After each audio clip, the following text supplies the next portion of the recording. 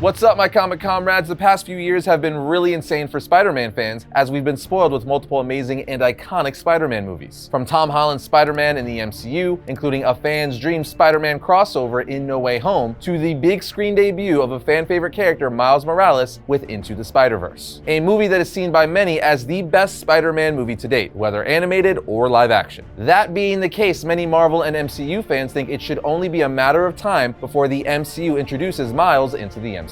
Especially when you consider the MCU has already hinted at him twice, first in Spider-Man Homecoming, and then seemingly again in No Way Home. So once you lump on comments by Kevin Feige and Amy Pascal over the years, it seems highly likely Miles will be introduced at some point. And it just so happens that we've got a few theories we'd like to share on how they could do just that sometime in Phase 5. But first, for those of you who live around the Pittsburgh area or planning to visit, Steel City Con in Monroeville, Pennsylvania happens every April, August, and December, and their next big event is coming up from December 9th through the 11th, with one of their best lineups ever. I'm talking Smallville's Tristan Cruick, William Zabka and Martin Kove from Cobra Kai, Gaten Matarazzo from Stranger Things, Chevy Chase, Elijah Wood, and even the freaking Undertaker. There's also going to be a bunch of cast reunions, including reunion panels for Lord of the Rings, the Vacation series, Sons of Anarchy, and so many more. Steel City Con is one of the largest cons in the United States, with over 100,000 square feet of convention space filled with over 600 vendor and artist tables and over 35 celebrity guests. And like any great con, you can meet some of your favorite film and TV stars along with experiencing live celebrity Q&As, panels, celebrity photo ops, and the artist charity quick sketch. You could also take part in the Steel City Con's cosplay, trivia contest, and costume contests. To grab your tickets for Steel City Con on December 9th through 11th, just visit steelcitycon.com. This will be a crazy fun time that you won't want to miss. Again, to get your tickets, just swing by steelcitycon.com and tell them Variant sent you.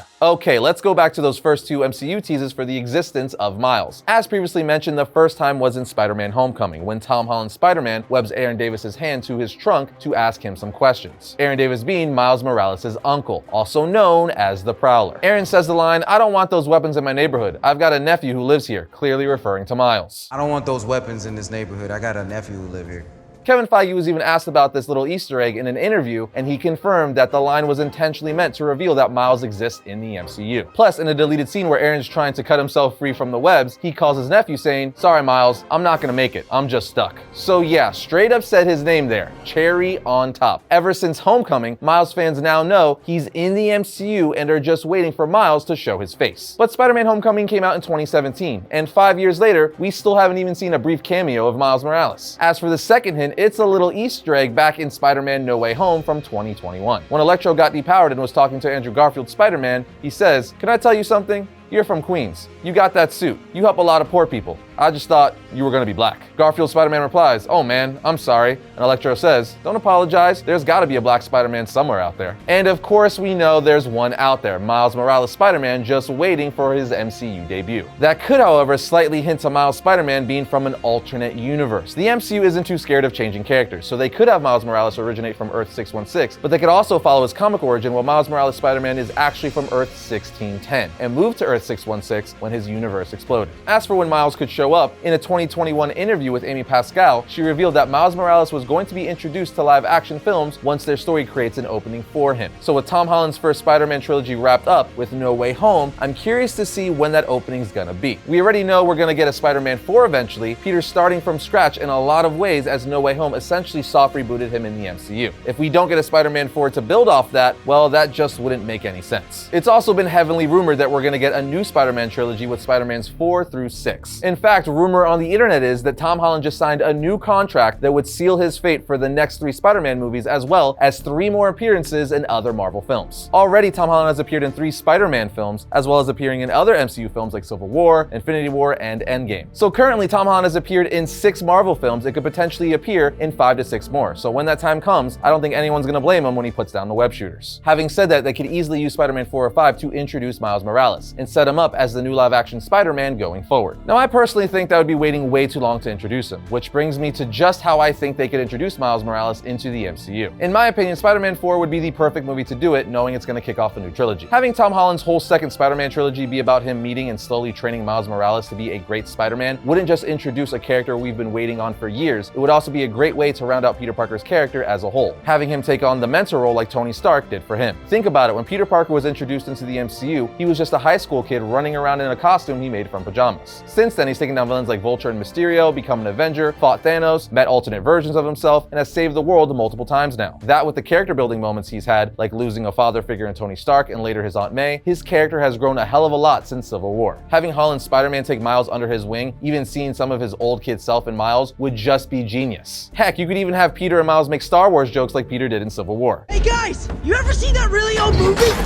Empire Strikes Back? That would be utterly amazing. I imagine it would be something similar to Brian Michael Bendis' 5-issue Spider-Man series, where Peter Parker got teleported to Miles' Earth and the two had to work together. Their interactions were brilliant. There's another possibility for Miles' introduction. You could have Miles running around as a new Spider-Man in the 4th movie, and part of the plot is Peter trying to figure out who the hell this person is. Then towards the end of the movie, they team up to fight the movie's villain, and Peter and Miles get officially introduced, with Peter agreeing to take Miles under his wing. Just think of all the fun scenes we could get with them being at odds with one another, like in the Spider-Man title. Like Peter could see Miles use his camouflage or electroshock and be all like, what the heck? I can't do that, before ultimately finding out he's just a kid who wants to help the people of New York. Seriously, going that route and making Miles Morales a huge part of Peter Parker's next Spider-Man story or trilogy in the MCU just writes itself. Like I mentioned, it finishes Peter's character development, turning him into an adult mentor, and it introduces Miles as the new MCU Spider-Man going forward. It would also let us see Miles and Peter team up and have fun throwing quips and jokes back and forth before Tom Holland makes his MCU exit. And it would really be the perfect way to say goodbye to such a great character. We've seen Spider-Man as a young, inexperienced kid get taken in by Tony Stark, then watched him grow to eventually become independent and a hero in his own right. Seeing Peter complete the circle and become the mentor for Miles that Stark was for him, then step down and let Miles become his own hero would be the perfect MCU exit for Holland's Spider-Man. But there you have it, my comic comrades, my 2 cents on how I think the MCU could introduce Miles Morales, and how being a big part of Peter's next story or trilogy would just work perfectly all around. Of course, I'm sure a ton of you have other ideas on how Miles could be introduced, and we'd love to hear them, so let us know down in the comment section.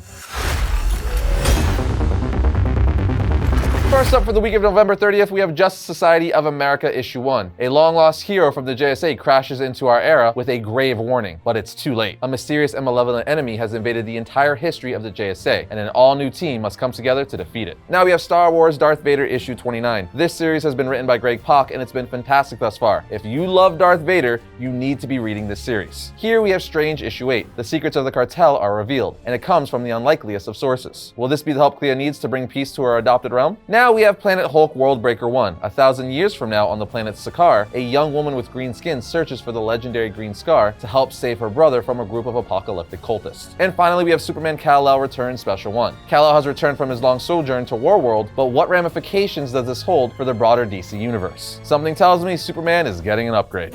And that's going to bring today's episode to a close, but if you enjoyed this one, be sure to check out this one right here. And if you like all of our content, like, subscribe, and comment. It helps the channel out. But other than that, I'll see you next time when I talk about all things comics.